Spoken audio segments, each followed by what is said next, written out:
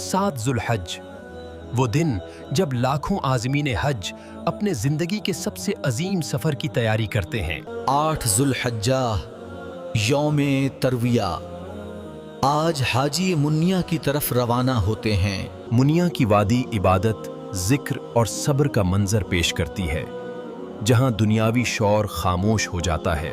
9 ذوالحج یوم عرفہ، حج کا سب سے عظیم رکن، آج لاکھوں مسلمان فقدہ ہے۔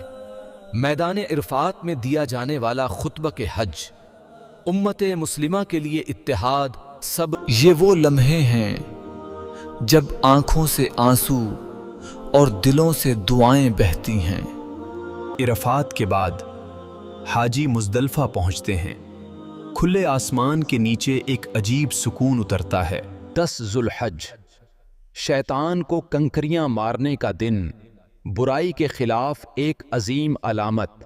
یہ دن حضرت ابراہیم کی عظیم قربانی کی یاد دلاتا ہے، اطاعت، صبر اور تسلیم و رضا۔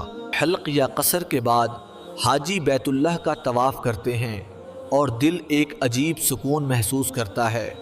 11 اور 12 ذوالحج، عبادت، دعا اور رمی کے دن، جہاں امت مسلمہ کا اتحاد ایک عظیم منظر بن جاتا ہے۔ یہ سفر صرف حج نہیں، بلکہ روح کی پاکیزگی، صبر، قربانی اور اللہ سے محبت کا سفر ہے۔